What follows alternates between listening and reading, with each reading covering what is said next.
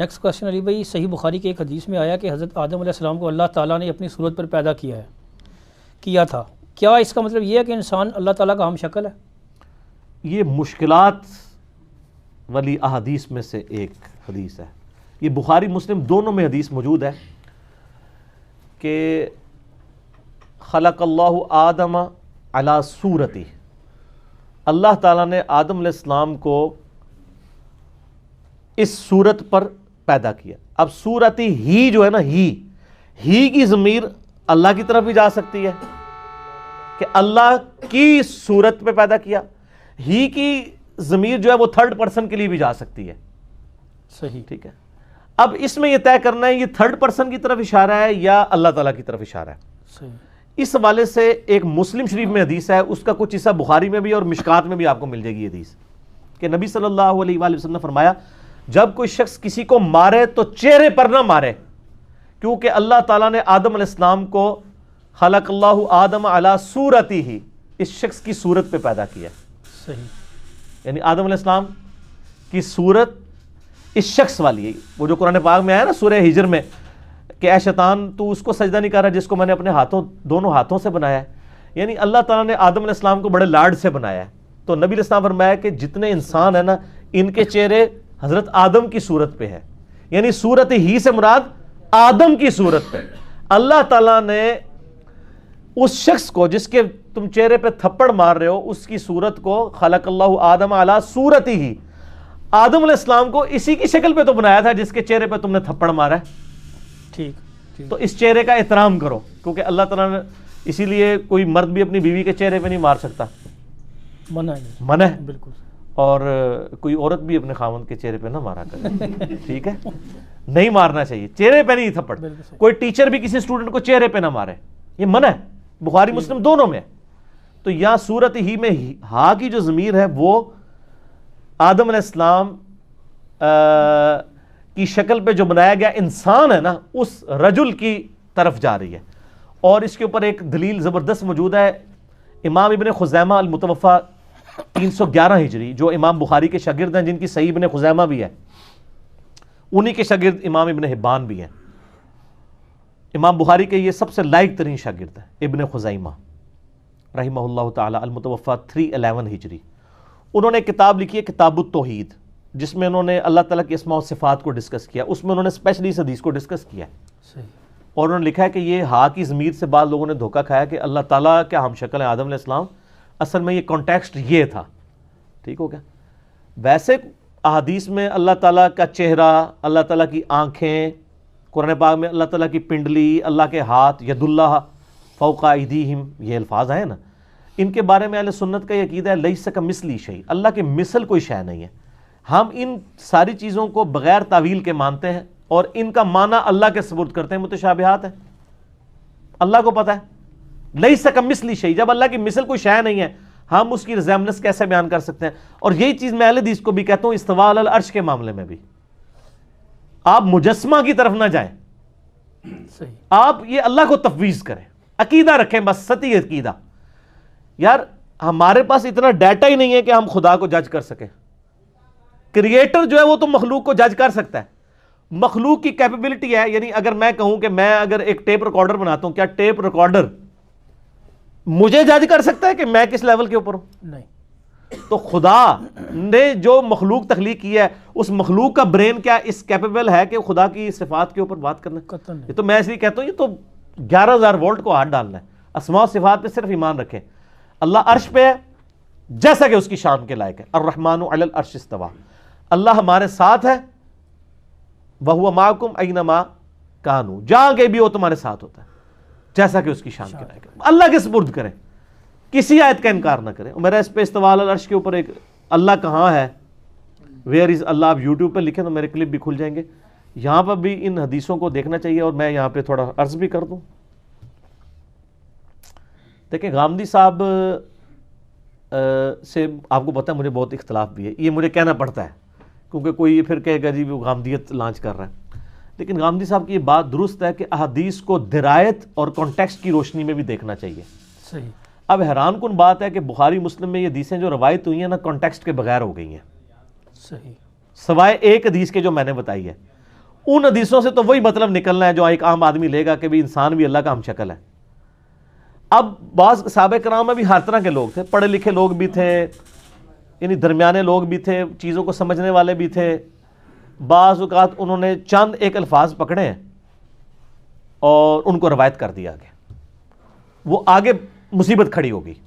میں آپ کو بخاری مسلم سے ایک مثال دوں, ضمناً میرے ذہن میں آیا. بخاری مسلم میں ایک حدیث ہے, حضرت عمر سے زیادہ کوئی انٹیلیجنٹ بندہ تھا, لیکن دیکھیں ان کو بھی کہاں پہ غلطی لگی ہے. حضرت عمر فاروق رضی اللہ تعالیٰ کو جب زخم لگا نا تو بیمار ہو گئے, یعنی بالکل اب قریب المرگ تھے.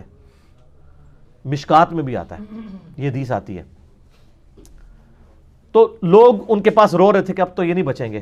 حضرت عمر نے کہا کہ تم رو مت, کیونکہ نبی علیہ السلام سے میں نے سنا ہے کہ میت کو اس پہ رونے والوں کی وجہ سے عذاب دیا جاتا ہے. صحیح. اچھا, یہ حدیث اما عائشہ کے سامنے بیان کر دی کسی نے حضرت عمر کے حوالے سے, اور اس کو بیان کی تھی عبداللہ بن عمر نے رضی اللہ تعالیٰ عنہ علیہ السلام. اب عبداللہ بن عمر رضی اللہ تعالیٰ عنہ بھی بیٹھے ہوئے اما عائشہ کے پاس پردے میں, ٹھیک ہے, اور بات کس کی ہو رہی ہے؟ حضرت عمر کی. روایت کون کر رہا ہے؟ عبداللہ بن عمر. کس کے سامنے؟ اما عائشہ کے سامنے. یار اہل حدیثوں سے معذرت کے ساتھ میں یہ جو کچھ بیان کر رہا ہوں, لیکن انہوں عزم کرنا کوڑی گلنا نہیں, لیکن عزم کریو. اب اما عائشہ نے فرمایا خدا عمر ابن خطاب پہ رحم کرے, اس کو سمجھنے میں غلطی لگی ہے. کون کہہ رہا ہے؟ اما عائشہ. حضرت عمر اپنی وفات تک ایک حدیث کو غلط سمجھتے رہے, صرف ظاہری الفاظ کی وجہ سے. اما عائشہ نے کہا قرآن میں تو سورہ الزمر کے اندر آیت ہے وَلَا تَزِرُ وَازِرَةٌ وِزْرَ أُخْرَى, کوئی جان دوسری جان کا بوجھ نہیں اٹھا سکتی. تو عمر نے یہ کیسے سمجھ لیا کہ نبی علیہ السلام یہ فرما رہے ہیں کہ میت کے اوپر جو لوگ رو رہے ہوتے ہیں اس کی وجہ سے اس میت کو عذاب دیا جاتا ہے, اس کا کیا قصور ہے؟ سر لاجیکل ہے بات کہ نہیں؟ یہ لاجک حضرت عمر کو نہیں سمجھ آئی, عبداللہ بن عمر کو نہیں سمجھ آئی, دونوں فقیہ صاحب ہیں. اور اما عائشہ ان کو سمجھ آ گئی, کیونکہ انہوں نے قرآن سے استدلال کیا. لہٰذا میں بھی جب کہتا ہوں نا کہ حدیث کو قرآن پہ بھی پہلے پیش کیا کریں, کہ قرآن کی یہ جتنی تقدیر کے اوپر حدیثیں ہیں نا, میں نے ان کی تعویل کی ہے قرآن کی روشنی میں. صحیح. اگر آپ تقدیر میں آپ جبریہ کا عقیدہ نہیں رکھ سکتے, قرآن نے واضح کہا ہے اِنَّا هَدَيْنَاهُ السَّبِيلَ اِمَّا شَاكِرًا وَإِمَّا كَفُورًا. آپ کے پاس اختیار ہے, ٹھیک ہے کہ لمیٹڈ ہے لیکن اختیار تو ہے.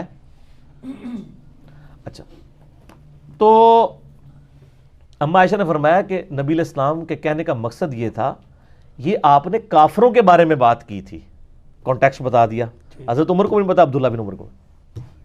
کافروں کے بارے میں بات کی تھی, اور اصل میں بات یہ کی تھی کہ کافر کی میت پہ لوگ رو رہے ہوتے ہیں, حالانکہ اس سے تو عذاب دیا جا رہا ہوتا ہے. یہ رو رو کے کہہ رہے ہوتے ہیں کتنا چنگا سی, کتنا زبردست سی, خیر خواہ سی, اگے جنت ہی چوئے گا. ظاہر کافر بھی تو اپنے حساب سے کوئی جنت سمجھتے ہیں نا.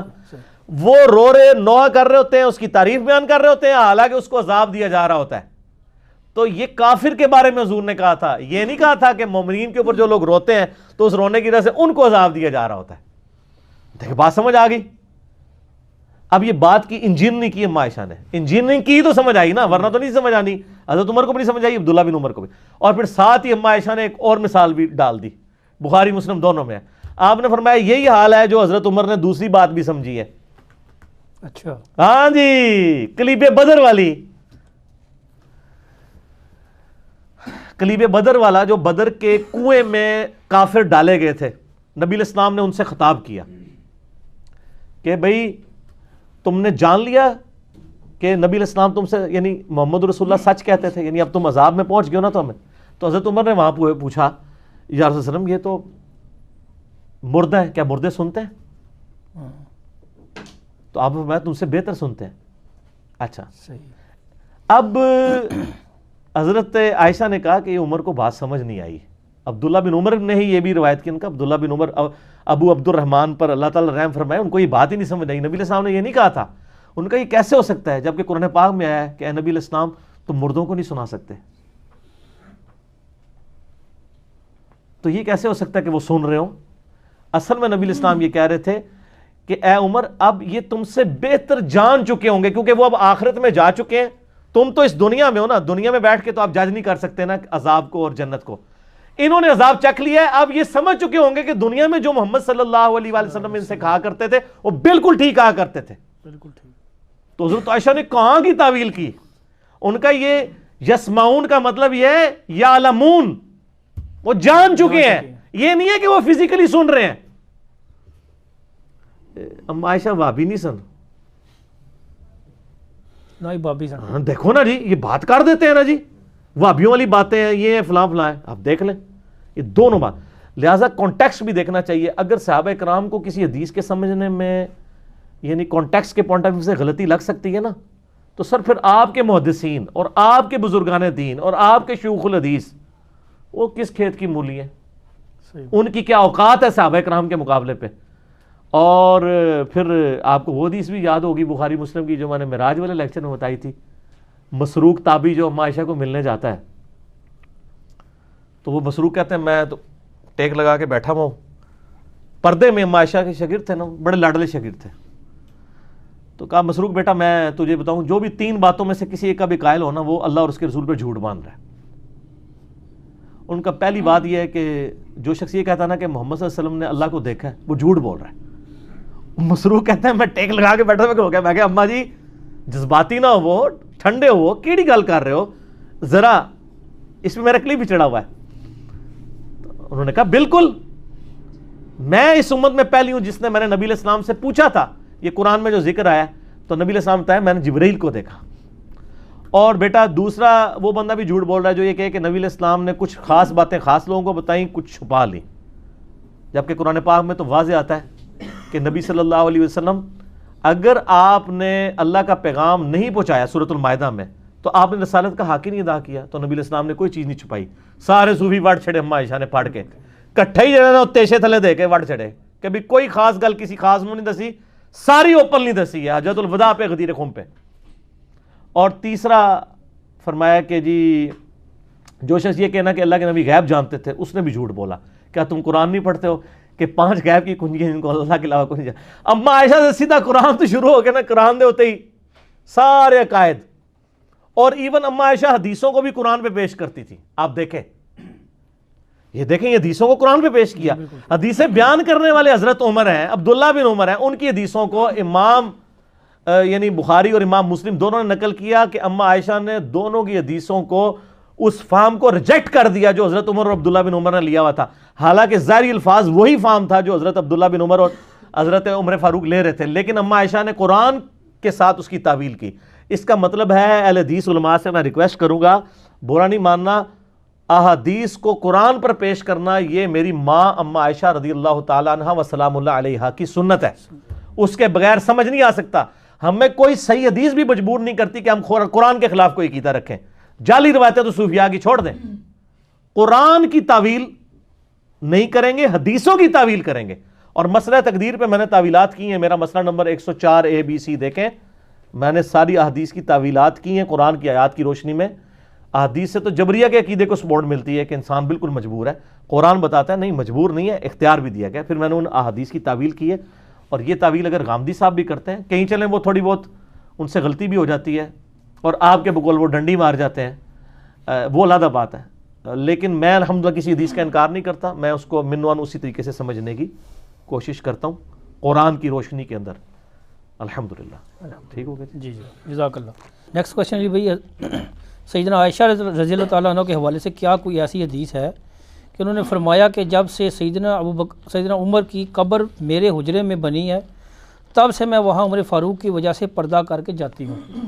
ہاں جی حدیث ہے، اور اس حدیث سے بڑے عجیب و غریب رزلٹ نکالے ہیں ہمارے بریلوی بھائیوں نے اور دیوبندی حیاتیوں نے. یہ حدیث مسند احمد میں ہے اور مشکات میں بھی آپ کو کتاب الجنائز چیپٹر میں پہلی جلد میں یہ حدیث مل جائے گی کہ سیدہ عائشہ کہتی ہیں کہ جب تک میرے حجرے میں عمر کی قبر نہیں بنی تھی نا تو میں بغیر پردے کے اہتمام کے اس حجرے کے اس حصے میں چلی جاتی تھی اور دل میں سوچتی تھی ایک میرا خاوند اور دوسرا میرا باپ.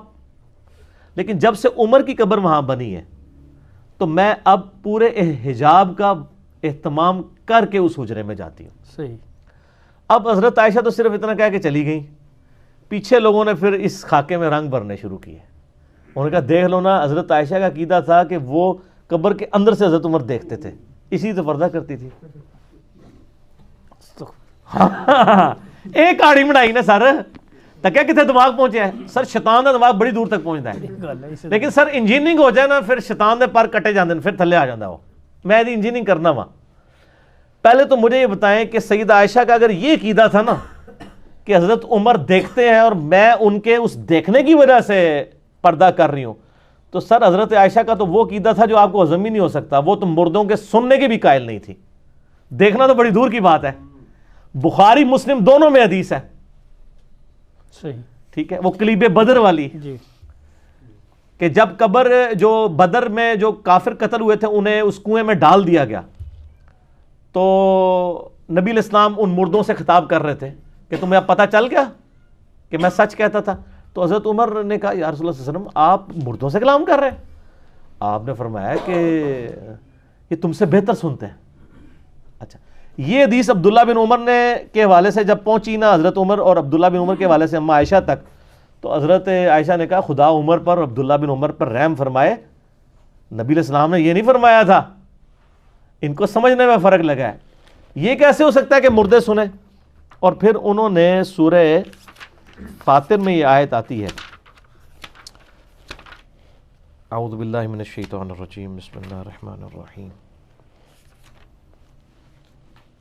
ہاں یہ آیت اماں عائشہ نے قرآن سے استدلال کیا ان اللہ یسمع من یشاء بے شک اللہ تعالیٰ جسے چاہتا ہے سناتا ہے وما انت بمسمع من فی القبور اے نبی تم نہیں اسے سنا سکتے جو قبر میں چلا گیا تو اماں عائشہ نے کہا قرآن تو کہہ رہے مردے سن نہیں سکتے تو حضرت عمر یہ جو کہہ رہے ہیں کہ وہ بہتر سنتے ہیں اصل میں نبی علیہ السلام یہ کہہ رہے تھے کہ وہ بہتر جان چکے ہیں تم سے یعنی اب ان کو آخرت میں عذاب ہو رہا ہے تو ان کو پتہ چل گیا ہوگا کہ دنیا میں جو کچھ ہم سے وعدہ کیا گیا تھا عذاب کا نبی کے انکار کرنے پر تو وہ سننا انہوں نے سننے کی بھی تعویل کر دی کہ جان چکے ہیں انہوں نے کہا یسمعون کا مطلب ہے یعلمون تو جو اماں عائشہ مردوں کے سننے کی قائل نہ ہو اور حضرت عمر کی بیان کردہ حدیث میں حضرت عمر کی غلطی نکالیں اور قرآن کی آیت سے ان کی تعویل کریں وہ اماں عائشہ یہ کہتی ہوں گی کہ مردے جو ہیں وہ دیکھ بھی لیتے ہیں وہ تو سننے کی بھی قائل نہیں لیکن یہاں پہ یاد رکھیے گا جہاں پہ سننا ثابت ہے وہ ہم مانتے ہیں بخاری مسلم میں حدیث ہے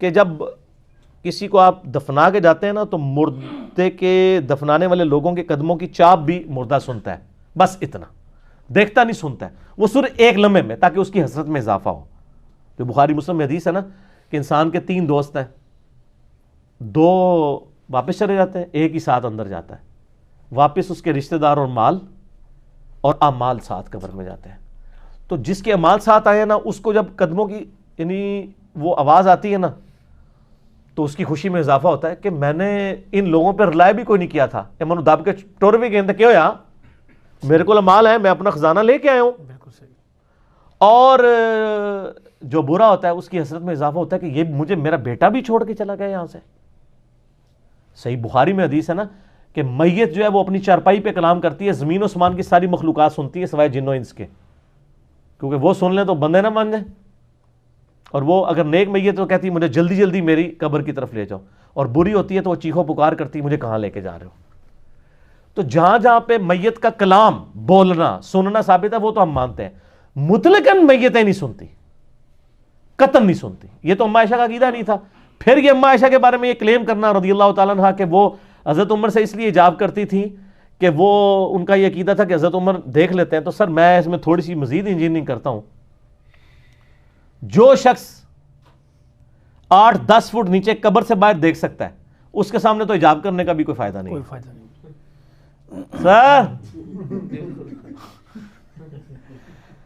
سر جو دیوار کے پار دیکھ لے اس کے سامنے آپ کپڑے بھی پہن کے آ جائیں کوئی بالکل صحیح تو وہ اتنے ملی میٹر کپڑے کو نہیں کراس کر سکتا جو اتنی موٹی دیوار کراس کر رہا ہے اے انجینئرنگ ہے سر اے مولویوں نہیں آندی انجینئرنگ ہے ٹھیک ہے نا وہ بات کریں یہ کہانی ہے وہ کرایا کریں جو لوگوں کو سمجھ آئے اے بھی فضول باتیں آپ کرتے ہیں یہ کسی کا بھی عقیدہ نہیں تھا اس طریقے سے مطلقاً سننے والا یہ یعنی صحابہ کرام کے بعد یہ اس طرح کے عقیدے آئے ہم اس عقیدے کو شرک نہیں کہتے ہم یہ کہتے ہیں یہ خلاف سنت عقیدہ ہے اہل سنت میں کچھ ائمہ کا بھی عقیدہ رہا ہے خود امام ابن تیمیہ بھی اسی عقیدے کے قائل ہیں اور یہی چیزیں جب میں نے ابن تیمیہ کی نکال کے اہل حدیثوں کے سامنے رکھی ہیں تو اہل حدیث بجائے امام ابن تیمیہ کو طلاق دیتے ہو میرے خلاف ہو گئے ٹھیک ہے نا جی بھئی کسی دی زنانی پیڑی نکل آئے تو اپنی زنانی نو روئے، جو بندہ دس رہا ہے کہ تیری زنانی یہ کر دی ہے اس پہ تو نہیں غصہ کھانا چاہیے اگر وہ سچ بتا رہا ہے.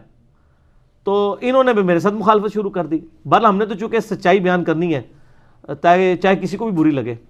کیوں؟ کیونکہ نام ہے وہابی، نام ہے بابی، میں ہوں مسلم علمی کتاب. علمی کتاب ہے. جزاکم اللہ خیر.